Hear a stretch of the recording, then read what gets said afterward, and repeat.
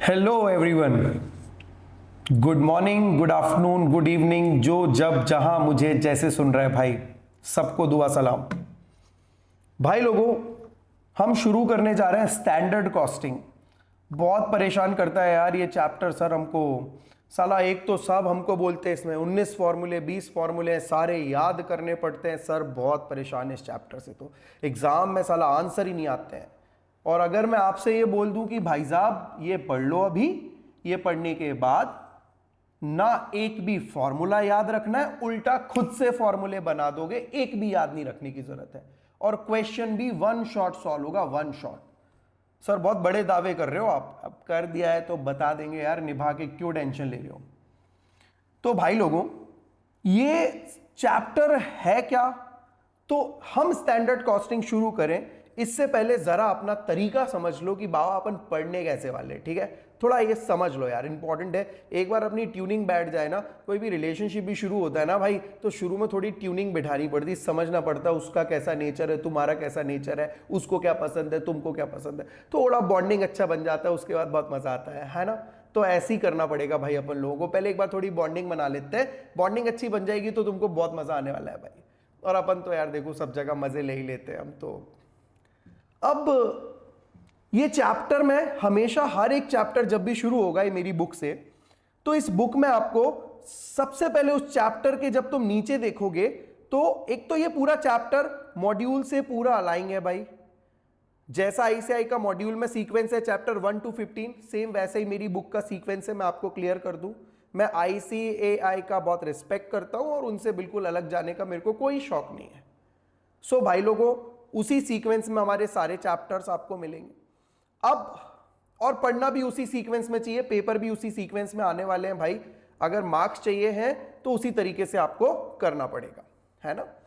अब बात होती है स्टैंडर्ड कॉस्टिंग की। जैसे ये चैप्टर लिखा, चैप्टर 13 स्टैंडर्ड कॉस्टिंग। तो भाई लोगों, इसमें क्या सोचा वर्सेस क्या हुआ, ये इस चैप्टर का थीम है। इस एक लाइन से पूरी बात समझ आएगी, क्या सोचा क्या हुआ, बस यही है स्टैंडर्ड कॉस्टिंग। कैसे, अभी आपको मालूम चलेगा। अगला जब आप बुक का पेज देखोगे तो you will find the overview of the chapter, कि ये चैप्टर का पूरा आपको ओवरव्यू मिलेगा कि ये चैप्टर मैंने किस तरीके से, किस सीक्वेंस में इस चैप्टर को मैंने तोड़ा है। तो टोटल इस चैप्टर को मैंने 7 पार्ट्स में तोड़ा है। आप लोगों को नजर आ रहा होगा पार्ट 1 से लेके पार्ट 7। एक एक बोलने में मैं टाइम वेस्ट नहीं करूंगा, ना आपको बोर करूंगा। ये 7 पार्ट्स में मैंने इस पूरे चैप्टर को तोड़ा है। और एक और पार्ट बनेगा, 8वां पार्ट, जो मैंने यहां मेरी बुक में नहीं मिलेगा लेकिन होगा। वो 8वां पार्ट क्या है, वो 8वां पार्ट है आईसीएआई के मॉड्यूल में जो क्वेश्चंस हैं उनको भी हम सॉल्व करेंगे, तो उनकी भी हम प्रैक्टिस करेंगे। तो अब अगर मैंने बोला है कि ये चैप्टर 8 पार्ट्स में है, तो आपको मेरे सारे YouTube वीडियोस भी इसी सीक्वेंस में 8 YouTube वीडियोस आपको मिलेंगे स्टैंडर्ड कॉस्टिंग के। Part 1, part 2, part 3, part 4, part 5, part 6, part 7, part 8, ऐसे करके 8 वीडियोस आपको मिलेंगे। ये 8 वीडियोस आप मेरी बुक को रेफर कर लो, इन 8 वीडियोस को रेफर कर लो, सीक्वेंस आपको बिल्कुल सेम मिलेगा। अब हम विदाउट वेस्टिंग ऑफ टाइम हमारा पार्ट 1 शुरू करने जा रहे हैं। हमारा पार्ट 1 है इंट्रोडक्शन इन क्लासिफिकेशन। 8 पार्ट्स के मैं नाम ले भी दूंगा तो तुम्हें कौन से आते हैं, तो तुम तो फर्स्ट से शुरू करो। तो फर्स्ट पार्ट 1 का हमारे नाम है इंट्रोडक्शन एंड क्लासिफिकेशन। चलो, आखिर ये है क्या। सबको लगता है यार ये उड़ा दो, आगे बढ़ो भाई, इसके बगैर नहीं होगा स्टैंडर्ड कॉस्टिंग। अगर ये वाला, ये बेस है, अगर ये बेस नहीं पढ़ोगे ना तो जिंदगी भर वैसे ही रोते रहोगे जैसे रो रहे हो कि समझ ही नहीं आता, स्टैंडर्ड फॉर्मूले रटने पड़ते हैं, फॉर्मूले रट, ये ही करते रहोगे। तो अगर ये नहीं करना चाहते हो गाइस, तो इसे अच्छे से देख लो। इस पार्ट को सबसे इंपॉर्टेंट पार्ट मान के देखो। पूरे स्टैंडर्ड कॉस्टिंग की नींव है, बेस है, ये स्ट्रांग बनेगा, मैं दावा कर रहा हूं। एक सिंगल फॉर्मूला याद नहीं करना, पूरा स्टैंडर्ड कॉस्टिंग ऑन टिप्स। जिंदगी में पहली बार बिना बुक खोले पूरा चैप्टर बोल दोगे, दावा कर रहा हूं। चलो शुरू करते हैं। तो ये स्टैंडर्ड कॉस्टिंग आखिर है क्या। ये स्टैंडर्ड कॉस्टिंग वो चीज है जो लाइफ में हम पूरी जिंदगी से करते आ रहे हैं। और भाई साहब, लड़कियां तो इस केस में मैं तुम्हें बता रहा हूं, एक्सट्रीमली नाराज भी हो सकती है और एक्सट्रीमली खुश भी हो सकती है। एक ऐसी चीज है, बताओ क्या, बताओ मैं तुम्हें, एक ऐसी चीज है जिससे तुम अपनी गर्लफ्रेंड को एक्सट्रीमली नाराज भी कर सकते हो और एक्सट्रीमली खुश भी कर सकते हो। एक ही चीज है ऐसी, गिफ्ट से नहीं, एक चीज ऐसी है, और मैं एक्सपीरियंस से बोल रहा हूं भाई, जिससे तुम अपनी बंदी को बिल्कुल एक्सट्रीमली खुश कर दो। अब मजा ही आ गया, या एक्सट्रीमली नाराज है, फोन कर दो, आज से तू मेरा बॉयफ्रेंड नहीं है, जा सुरेश रमेश आ जा। ऐसा भी हो सकता है। सर ऐसी कौन सी चीज है बताऊं? उस चीज का नाम है कंपैरिजन। यस, आप बस भाई साहब उसे कंपेयर कर दो किसी के साथ, फिर देखो जलवे। अब मैंने बोला उससे वो एक्सट्रीमली दुखी भी हो सकती है और एक्सट्रीमली खुश भी हो सकती है। तुम समझ रहे होगे, दोनों तुम पे भी गुजरी होगी। वाह, तुम कोई बच्चे तो हो नहीं अभी तक, तो समझता हूं ऐसा। मैं भी कभी स्टूडेंट था, क्योंकि सास भी कभी बहू थी, तो I know all the things. अब मतलब मैं समझता हूं, मतलब मेरा कुछ नहीं था भाई, मैं तो तुम लोगों को देख देख के समझता हूं, सीख रहा हूं तुम लोगों को देख देख के। मैं तो भैया साधु आदमी। तो मैं ये बोल रहा था कि दोनों केसेस पॉसिबल है। कैसे, मैं तुम्हें बताता हूं। भाई तुम्हारी बंदी है, मान के चलो वो कोई ड्रेस पहन के आई, उसने पूछा जानू मैं कैसी लग रही हूं, तुमने बोला यार ये वाली ड्रेस मैंने ना रिया को पहने हुए देखा था, वो बहुत ही सही लग रही थी, तुम पे इतनी नहीं जच रही। खत्म, सब खत्म, तैयारी करो 13वीं की, नहीं आएगी अब वो इतनी नाराज हो जाएगी। तुम अपनी बंदी को किसी के साथ कंपेयर करके देख लो, बस इस वे में। तुम्हारी आंखें तो यार थोड़ी ठीक नहीं, उसकी आंखें बहुत सही थी, तुम्हारे बाल थोड़े, उसके बाल थे, साले जाओ उसी के पास, मर, इधर क्यों आया है। एग्जैक्टली वो एकदम बिल्कुल तमतमा जाती है लड़कियां। मैं लड़के इतना नहीं तमतमाते, पता है तुमको? लड़के ऐसे, अपन खैर उसमें नहीं जाते उस डिबेट में, लेकिन लड़कियां एकदम बहरा जाती हैं। वहीं पे दूसरा, अच्छा खुश भी एक्सट्रीम हो सकती है इसी कंपैरिजन से। कैसे मालूम?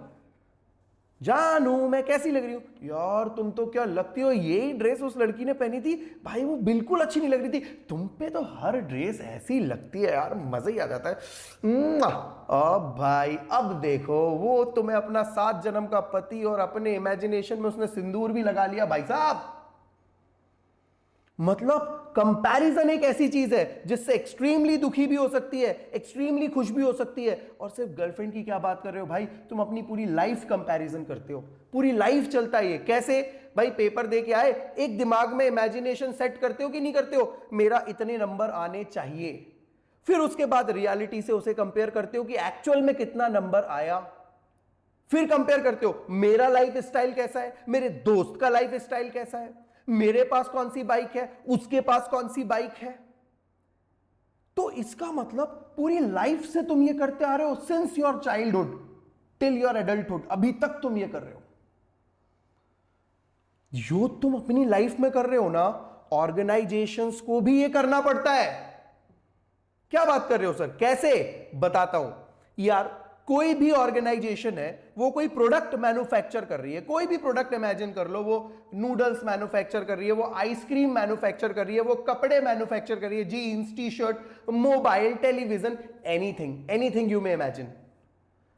तो वो कोई प्रोडक्ट मैन्युफैक्चर कर रही है, तो क्या करती है वो? सीधे प्रोडक्ट बनाना शुरू कर देती है क्या? नहीं, प्रोडक्ट को बनाने से पहले वो एक स्टैंडर्ड, एक आइडियल प्राइस, आइडियल कॉस्ट उसकी डिटरमाइन करती है कि आइडियली ये प्रोडक्ट कितने में बन जाना चाहिए, ये प्रोडक्ट इतने रुपए में बन जाना चाहिए।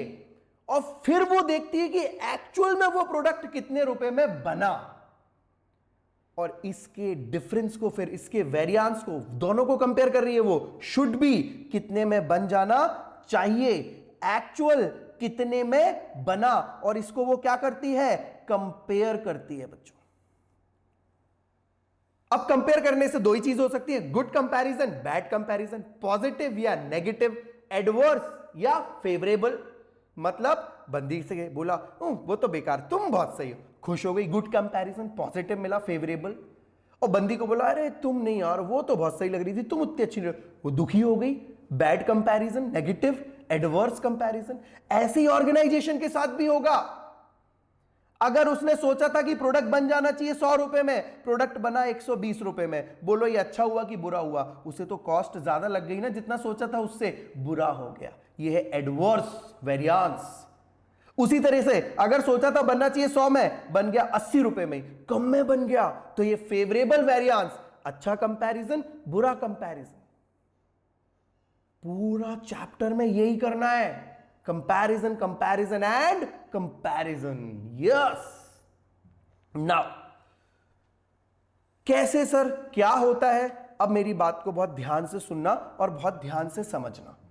ये कंपैरिजन क्यों कर रहे हैं, कैसे कर रहे हैं, उसके लिए हम एक छोटा सा एग्जाम्पल उठा लेते हैं। ध्यान से देखिएगा सब लोग इस एग्जाम्पल को, और इस एग्जाम्पल से मैं आपको पूरा समझा दूंगा कि आखिर हमें कैसे स्टैंडर्ड कॉस्टिंग चैप्टर को एक थीम के थ्रू अपन समझेंगे। ठीक है, थीम के थ्रू मतलब इस चैप्टर में हमारी थीम होगी आइसक्रीम फैक्ट्री। थीम का क्या मतलब है सर? यार देखो भाई, अगर एक्सपर्ट बनना है ना तो स्टूडेंट बन के एक्सपर्ट नहीं बन सकते हो। एक्सपर्ट बनने के लिए उस जगह पर अपने आप को इमेजिन करना पड़ेगा। अगर कॉस्टिंग अच्छे से सीखना है, कॉस्टिंग का एक्सपर्ट बनना है, तो वो कहावत नहीं है, if you are in Rome be are Roman, likewise जैसा देश वैसा भेष।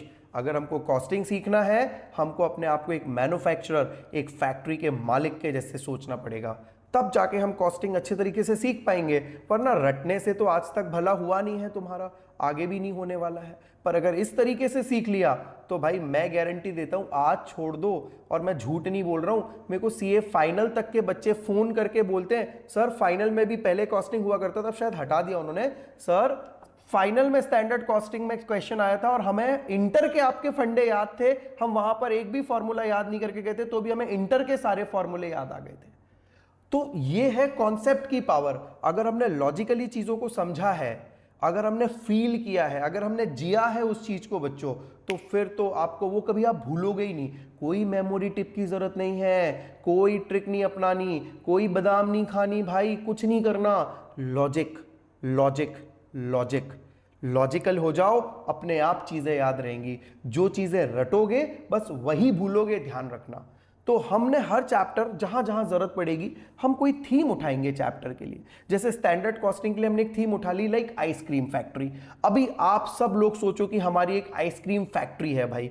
अब आइसक्रीम फैक्ट्री है तो वहां क्या मैन्युफैक्चर हम कर रहे हैं? आइसक्रीम मैन्युफैक्चर कर रहे हैं। अब मेरे पास ना दो डेटा अवेलेबल है। एक स्टैंडर्ड डेटा। स्टैंडर्ड डेटा का क्या मतलब होता है? ऐसा होना चाहिए, कोई भी अगर मैं आइसक्रीम बना रहा हूं वो कितने में बननी चाहिए, स्टैंडर्ड। और दूसरा एक्चुअल डेटा। एक्चुअल डेटा इतने में रियल में बनी, ये मेरी जेब से एक्चुअल गया, क्या होना चाहिए वर्सेस क्या हुआ। ठीक है, अब मेरे पास ये दोनों डेटा हमेशा क्वेश्चन में आपके पास रहेंगे। ये दोनों डेटा आपके पास रहेंगे कि ये होना था, ये हुआ है, अब बताओ। सर आपने जो बेस समझा है ना, हमें तो लग रहा हम कर ही देंगे। अबे रुक जा, अभी कुछ नहीं हुआ है, ज्यादा उड़ मत, सब्र कर, अभी शुरुआत हुई है। अभी इस डेटा को एक काम करते हैं, हम अपने पास लिख लेते हैं इस पूरे डेटा को। ठीक है, जो डेटा हमें क्वेश्चन ने दे रखा है उस डेटा को जरा अपने पास हम कॉपी करते हैं। कर रहे हैं, काम के लिए ही कर रहे हैं। हमारे पास दो डेटा उसने दे रखे, एक स्टैंडर्ड डेटा दे रखा है और एक एक्चुअल डेटा दे रखा है। हम दोनों डेटा लिख रहे हैं। ध्यान से देखना मैं क्या कर रहा हूं, क्या क्या दे रखा है। तो किसी भी प्रोडक्ट को बनने में क्या क्या लगता है बच्चों? मटेरियल, लेबर और ओवरहेड। आपको भी मालूम है, अगर आपने कॉस्टिंग पहले कभी पढ़ा है, और नहीं पढ़ा तो अभी सुन लो।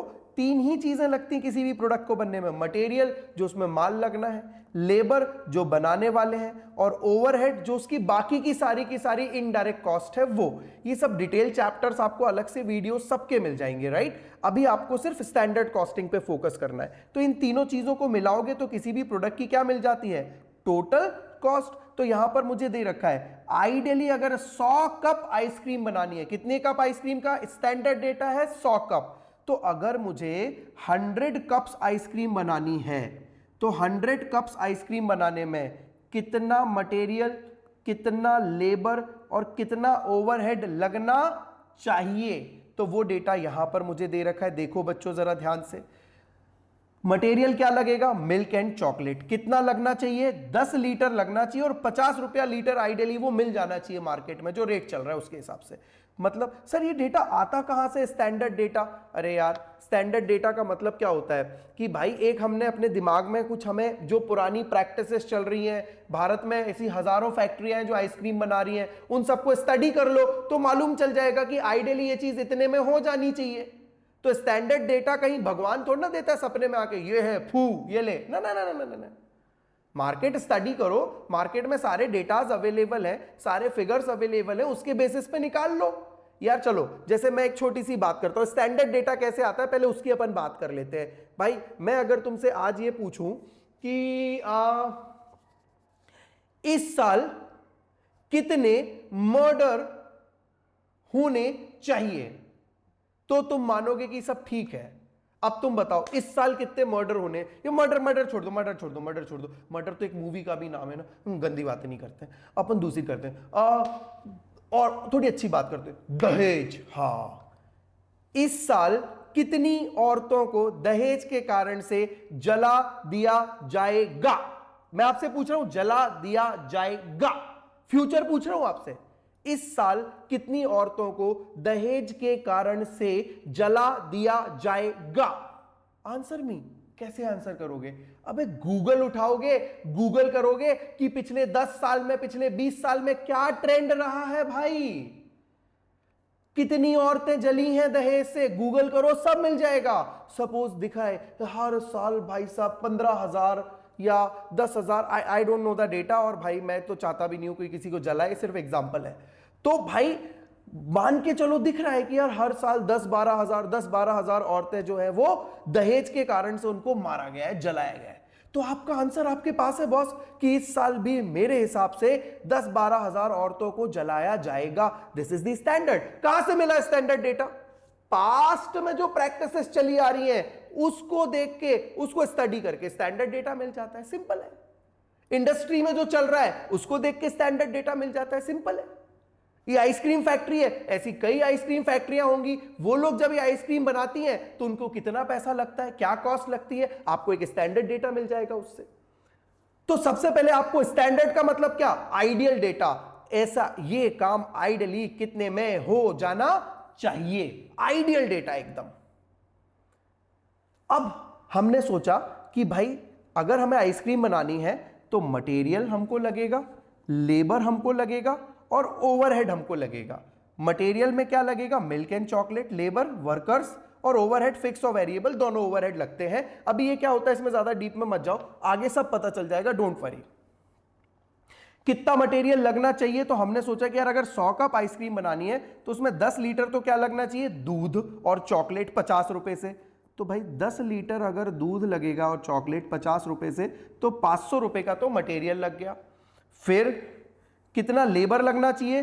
तो 2 घंटे लेबर लेगा और 200 रुपए का उसका रेट है, पर घंटे का 200 रुपए लेता है। तो इसका मतलब 2 घंटे अगर लेबर लेगा और 200 रुपए घंटे है तो 400 रुपए का लेबर लग जाएगा उस आइसक्रीम को बनने में। और ओवरहेड तो लिखा हुआ है 2 घंटे ओवरहेड में भी लगने चाहिए, 50 रुपए घंटे ओवरहेड है, तो 2 घंटे का ओवरहेड भी लग गया 50 रुपए घंटे से, टोटल 100 रुपए का ओवरहेड। इसका मतलब आइडियली 100 कप आइसक्रीम बनाने में कितना खर्चा आना चाहिए? 1,000 रुपया। ये हो गई स्टैंडर्ड कॉस्ट। ये क्या हो गई? Standard cost. कितने कप की स्टैंडर्ड कॉस्ट? 100 कप की। कि अगर 100 कप आइसक्रीम बनाते हो तो आइडियली 1,000 रुपए में 100 कप बन जाने चाहिए। अब बात करते हैं रियलिटी की, थोड़ा एक्चुअल पर आते हैं। एक्चुअल में क्या हुआ? एक्चुअल में यू एक्चुअली प्रिपेयर्ड 500 कप्स। हमने कितने एक्चुअल में कप बनाए? हमने 500 कप आइसक्रीम बना दी भैया रियल में। कितने कप बना दी हमने रियल में? 500 कप हमने आइसक्रीम बना दी रियल में। ओके, तो 500 कप आइसक्रीम अगर हमने रियल में बनाई है तो मैं यहां लिख देता हूं 500 कप्स रियल में बने।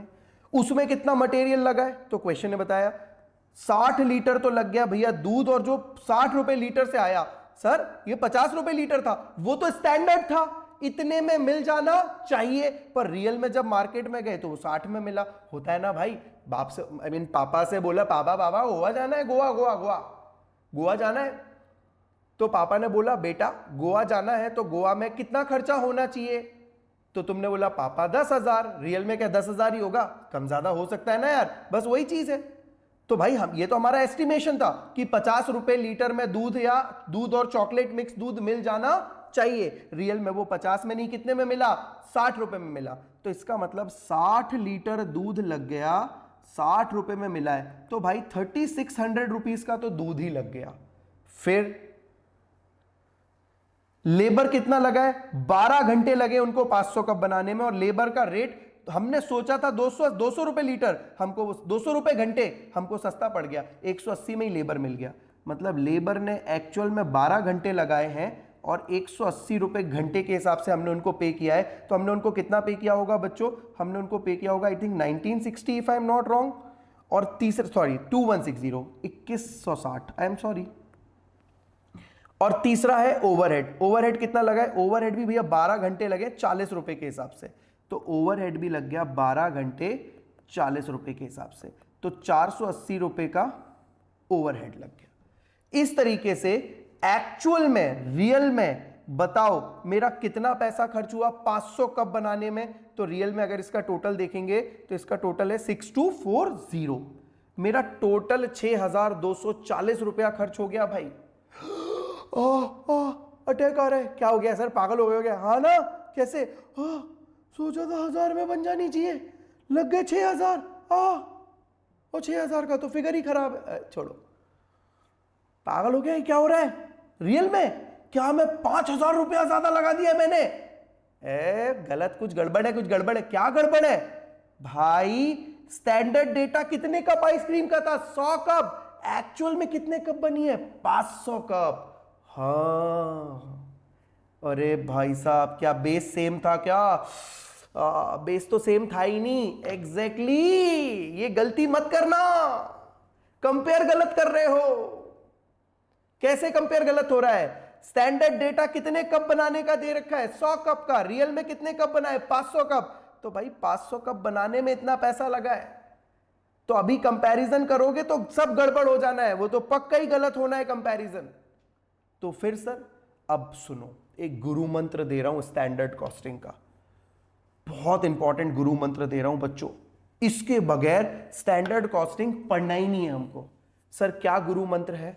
स्टैंडर्ड को एक्चुअल के बेसिस पर देखना है, स्टैंडर्ड को एक्चुअल के बेसिस पर लेना है, स्टैंडर्ड को एक्चुअल के बेसिस पर लेना है, स्टैंडर्ड को एक्चुअल के बेसिस पर लेना है। क्या बोल रहे हो सर? स्टैंडर्ड को एक्चुअल के रट लगा रखी है, क्या है ये? बताता हूं भाई।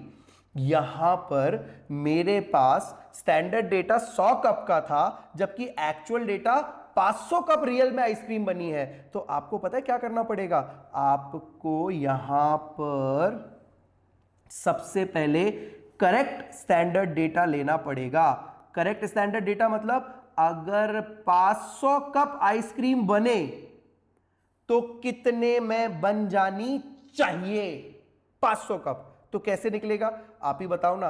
अगर 100 कप बनने में 10 लीटर दूध लगना चाहिए, तो 500 कप बनने में कितना लगना चाहिए? आप बता दो मुझे।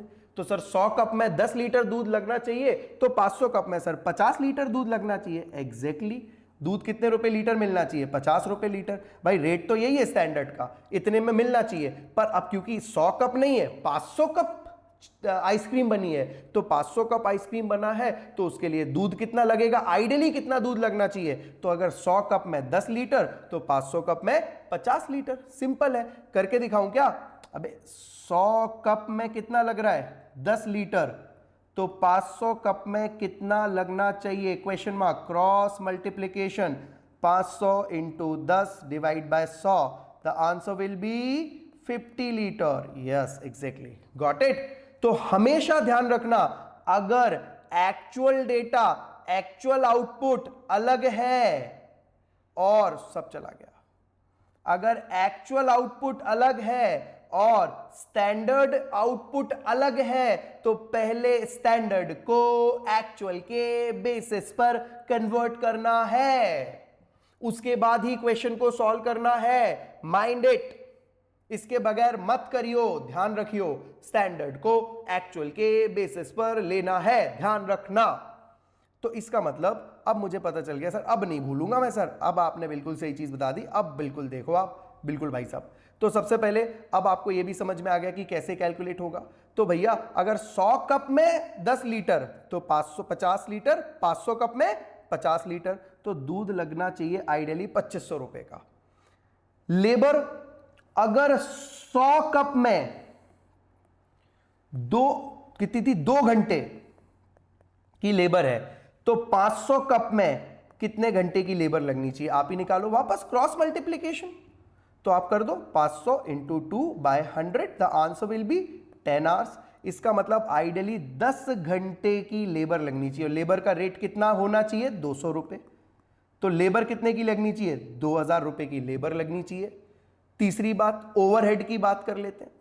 अब ओवरहेड जो है वो कितना लगना चाहिए, तो 100 कप में कितना लग रहा है, 2 घंटे, तो 100 कप में 2 घंटे, तो 500 कप में आप निकालो वही सेम 10 घंटे, तो 10 घंटे ओवरहेड, और ओवरहेड का रेट कितना होना चाहिए, 50। तो टोटल आप मुझे बताओ कितने रुपए की बन जाने चाहिए 500 कप, सर 5000 रुपए के। अच्छा अब देखना, थोड़ा सा एनालिसिस यहीं पे मिल जाएगा आपको। भाई तुम ही बताओ स्टैंडर्ड क्या था, 100 कप कितने में बनने चाहिए थे आइडियली, 1000 रुपए में। इसका मतलब 1 कप की स्टैंडर्ड कॉस्ट कितनी आ रही थी, 10 रुपए। अगर 100 कप की कॉस्ट कितनी है, 1000, तो 1 कप की कितनी आएगी, 10 रुपए। तो बताओ 500 कप की स्टैंडर्ड कॉस्ट कितनी होनी चाहिए, 5000। ये देखो, टेंडर समझे। तो सबसे पहला स्टेप यही है बच्चों, हमेशा ध्यान रखो, आपको क्वेश्चन में हो सकता है स्टैंडर्ड डेटा किसी अलग आउटपुट का हो और एक्चुअल आउटपुट कुछ अलग हो। तो पहला काम आपको करना है कि स्टैंडर्ड को एक्चुअल में कंपेयर कर, एक्चुअल से कन्वर्ट कर लेना, उसके बाद ही कंपेयर करना, वरना कंपैरिजन पूरा गलत हो जाएगा। अब पता चल गया मुझे कि भाई ये 500 कप बनाने में 5000 रुपया लगना चाहिए स्टैंडर्ड कॉस्ट। अब एक्चुअल तो तुम्हारे सामने ही है, कितनी लगी, तो एक्चुअल तुम्हें दिख रही है, एक्चुअल लगी है भैया 60 लीटर, जो ऊपर लिखा है वही का वही एक्चुअल। तो 12 घंटे और 12 घंटे, और ये 60 रुपए से लगा है, और ये 180 रुपए से लगा है, और ये 40 रुपए से लगा है, तो टोटल कॉस्ट तुम्हारी लगी है 6240। यस, हाँ, इतनी कॉस्ट एक्चुअल में तुम्हारी लगी है। इतनी लगनी, देखना, इतनी लगनी चाहिए, इतनी लगी। अब बताओ कितने में 500 कप आइसक्रीम बन जानी चाहिए थी, 5000 रुपए में, पर रियल में कितने में बनी है 500 कप आइसक्रीम, 6240 रुपए में। कितना पैसा एक्स्ट्रा आपको लग गया, 1240 रुपया एक्स्ट्रा कॉस्ट आपको बियर करनी पड़ी। यही कहलाता है वेरियांस। दैट इज स्टैंडर्ड और एक्चुअल के बीच के जो गैप होता है उसे हम बोलते हैं वेरियांस। क्या बोलते हैं, वेरियांस। कितने में बनना चाहिए था, कितने में बना, कितना कप, 500 कप। कितने में बनना चाहिए था, कितने में बना।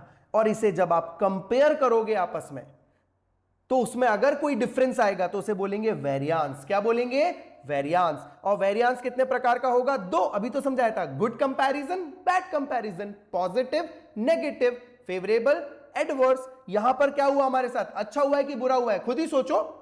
सर यहां हमारे साथ बुरा हुआ है, कैसे, सर जो माल 5000 रुपए में बन जाना चाहिए था वो एक्चुअल में 6240 रुपए में बना है, तो ऑर्गेनाइजेशन की जेब से 1240 एक्स्ट्रा लग गया सर। यस, तो इसे बोलेंगे एडवर्स वेरियांस। क्या बोलेंगे, एडवर्स वेरियांस। अगर मुझे और डिटेल में जाना है तो मैं ऐसे भी देख सकता हूं कि टोटल, ये रहा मटेरियल, ये रहा लेबर, और ये रहा ओवरहेड, ये रहा स्टैंडर्ड, ये रहा एक्चुअल, और यहां लिखूंगा वेरियांस। अब सब लोग देखना, बहुत काम की चीज समझाने जा रहा हूं, गड़बड़ मत कर दियो। स्टैंडर्ड कितना मटेरियल लगना चाहिए था, 2500। कितना मटेरियल लगा, 3600। तो 2500 का लगना चाहिए था, लग गया 3600। इट मींस 1100 एक्स्ट्रा मटेरियल लग गया है। तो ये कैसा वेरियांस हो गया, एडवर्स। अरे यार मटेरियल ज्यादा लग गया यार, शिट। लेबर, कितने रुपए की लेबर लगनी चाहिए थी भाई, लेबर लगनी चाहिए थी 2000 की। कितने की लेबर लगी है, 2160 रुपए की। 2000 की लगनी चाहिए थी, 2160 रुपए की लेबर लग गई, इसका मतलब 160 रुपए हमने लेबर को ज्यादा पेमेंट कर दिया है। और तीसरा ओवरहेड कितने लगने चाहिए थे 500, कितने लगे 480। ओहो हो 500 लगने चाहिए थे 480 लगे, मतलब यहां पर 20 रुपया सेविंग हुई है, फेवरेबल। तो नेट जब आप देखोगे उठाकर तो आप देखो जरा 1260 ज्यादा लग गए और 20 रुपया बचा, तो 1240 नेट मेरी जेब से एक्स्ट्रा लग गया। यही तो आया था आपका 1240 एडवर्स। तो मतलब हम वेरिएंस को ऐसा नहीं करते कि इकट्ठा ही बस देखेंगे, हम ये भी देखेंगे बीइंग एन ओनर कि मटेरियल के कारण कितना हमारा एक्स्ट्रा पैसा लगा, लेबर के कारण कितना एक्स्ट्रा पैसा लगा और ओवरहेड के कारण से कितना एक्स्ट्रा पैसा लगा। बच्चों ये जो कंपैरिजन आपने अभी किया स्टैंडर्ड कॉस्ट और एक्चुअल कॉस्टिंग को, बस यही है, पूरा चैप्टर यही है। बस इस पूरे चैप्टर को अभी तक पढ़ के क्या निचोड़ मिला, इधर गड़बड़ नहीं करने का, आगे नहीं बढ़ूंगा जब तक यहां तक का क्लियर नहीं हो जाता। हाँ क्या समझा हमने, स्टैंडर्ड कॉस्टिंग क्या होता है। स्टैंडर्ड कॉस्टिंग में साहब, स्टैंडर्ड कॉस्टिंग में हमारे पास दो चीजें होती है, एक स्टैंडर्ड डेटा होता है जो भी प्रोडक्ट मैन्युफैक्चर किया उसका, और एक एक्चुअल डेटा होता है जो भी प्रोडक्ट हमने मैन्युफैक्चर किया उसका।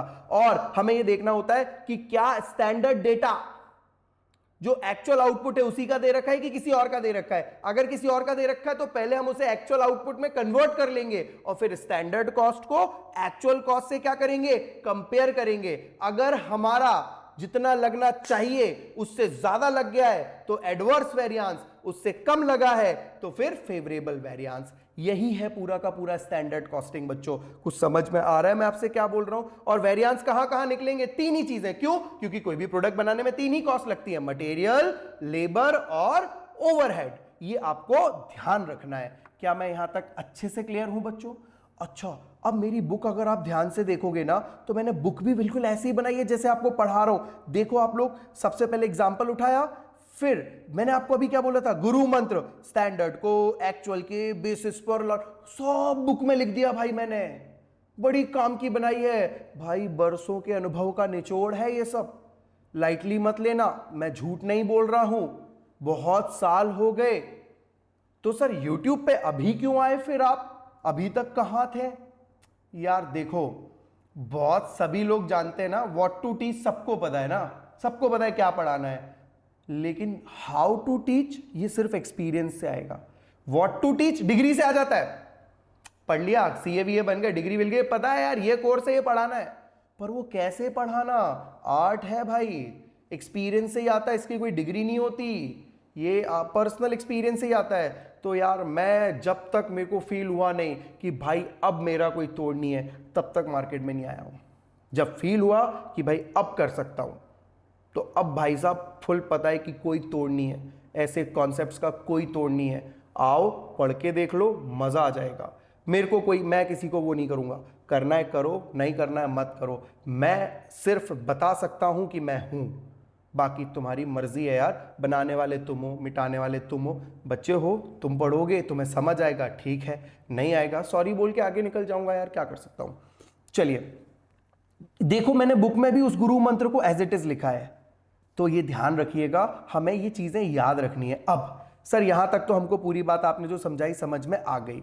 अब क्या होता है ये बस देख लो ध्यान से कि भाई ये बात समझ में आ गया कि तीन ही चीजों से मिलके किसी भी प्रोडक्ट को कॉस्ट बनती है। मटेरियल लगता है उस प्रोडक्ट में, लेबर और ओवरहेड। तो इसका मतलब जो उसकी स्टैंडर्ड कॉस्ट है और जो उसकी एक्चुअल कॉस्ट है, उसमें जो वेरिएंस आता है बीच में, पॉजिटिव या नेगेटिव, फेवरेबल या एडवर्स, उसके तीन ही रीजन हो सकते हैं, या तो मटेरियल, या तो लेबर, या तो ओवरहेड। तो इस पूरे चैप्टर में हमें यही तो पढ़ना है, क्या कि क्या मटेरियल के कारण से क्या वेरिएंस आया, लेबर के कारण से क्या वेरिएंस आया और ओवरहेड के कारण से क्या वेरिएंस आया। हम यही पूरे चैप्टर में पढ़ने वाले हैं। मटेरियल के कारण से जितने वेरिएंसेस हैं वो हम पढ़ेंगे, लेबर के कारण से जितने वेरिएंसेस हैं वो हम पढ़ेंगे, ओवरहेड के कारण से जितने वेरिएंसेस हैं वो हम पढ़ेंगे। तो अगले पार्ट्स में हमारा शुरू होगा मटेरियल वेरिएंस। यहां तक का मैंने आपको पार्ट 1 हमारा यहां पर कंप्लीट हुआ बच्चों। Thank you so much.